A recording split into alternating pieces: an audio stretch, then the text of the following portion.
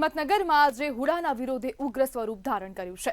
Himmatnagar urban development authority એટલે કે હુડાના draft plan સામે છેલ્લા 95 દિવસથી ચાલી રહેલા આંદોલન બાદ આજે 11 ગામોની સંકલન સમિતિએ હિંમતનગર બંધનું એલાન આપ્યું હતું। સવારે જ શહેરના મુખ્ય રસ્તાઓ, બજારો, દુકાનો અને સમગ્ર માર્કેટ સંપૂર્ણપણે બંધ જોવા મળ્યા હતા। જ્યારે ટાવર ચોકનું શાક માર્કેટ, હિંમતનગર માર્કેટયાર્ડ અને કોટન માર્કેટયાર્ડે પણ ખેડૂતો અને ગ્રામ્ય વિસ્તારોની માંગને સંપૂર્ણ સમર્થન આપ્યું। સ્થાનિક વેપારીઓએ પણ સ્પષ્ટ સંદેશ આપ્યો કે હુડા અમને માન્ય નથી, ગામોના હિતમાં તેને રદ કરો। જે પ્રદર્શનકારીઓનું કહેવું છે કે હુડા લાગુ થવાથી ગામોની જમીન, વિકાસના અધિકારો અને સ્થાનિક સ્વરાજ્ય પર સીધી અસર પડશે। લોકોનો આક્ષેપ છે કે ડ્રાફ્ટ પ્લાન બનાવતા પહેલા ગામોની સાથે ચર્ચા કે સંમતિ લેવાઈ નથી। ઝડપ સાથે હુડા સંકલન સમિતિના ઉત્સવ પટેલ જોડાયેલા। ઉત્સવભાઈ, છેલ્લા 95 દિવસથી આપ આંદોલન કરી રહ્યા છો અને જે હુડાનો સતત વિરોધ નોંધાવી રહ્યા છો, શું કહેશો? પહેલા તો આપનો આભાર માનીશ અને આપના માધ્યમથી હિંમતનગરના સૌ વેપારી મિત્રો કે જેઓએ આજે અમારી હાકલ ઉપર આખું બજાર સ્વયંભૂ રીતે બંધ રાખ્યું છે।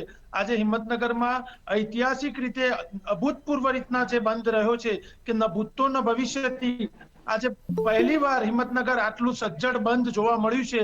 કોઈ પણ સંસ્થાઓ, સહકારી સંસ્થાઓ હોય, તમને જાણીને નવાઈ લાગશે કે કોર્ટના પરિસર પણ આજે ખાલીકમ દેખાયા। વકીલોએ, બાર એસોસિએશને પણ એવું નક્કી કર્યું કે આજે અમે અમારી કામગીરીથી અળગા રહેશું અને સંપૂર્ણ સજ્જડ રીતે બંધ। સ્કૂલોમાં વાલીઓએ પોતાના છોકરાઓને પણ મોકલ્યા નથી, એટલે કે આજે સજ્જડ રીતે હિંમતનગર બંધ રહ્યું છે। એ જ બતાવે છે કે હુડાનો અહીંયા કેટલો મોટો વિરોધ છે। ન માત્ર ખેડૂતો પણ અહીંના વેપારીઓ, શહેરીજનો સૌએ પણ આજે સમર્થન આપ્યું છે કે હિંમતનગરને હુડાની જરૂરિયાત નથી। એમ છતાં પણ સરકારની જીદ છે કે હિંમતનગરમાં હુડા લાવવું છે। કયા કારણોસર લાવવું છે, કારણો આજ દિન સુધી સ્પષ્ટ થતા નથી। વાતો વિકાસની કરવી છે, પણ હુડાથી વિકાસ થવાનો છે કે વિનાશ થવાનો છે એની કોઈ જ માહિતી એમની જોડે નથી। ત્યારે 95 દિવસથી અમે ખેડૂતો જ્યારે આંદોલન કરી રહ્યા છીએ ત્યારે સરકારને હજુ પણ અપીલ કરી રહ્યા છીએ કે આ મુદ્દે ઝડપથી કોઈ ત્વરિત નિર્ણય લે અને હુડા હિંમતનગરમાં રદ કરે। જી બિલકુલ, ઉત્સવભાઈ, જોડવા બદલ આપનો આભાર।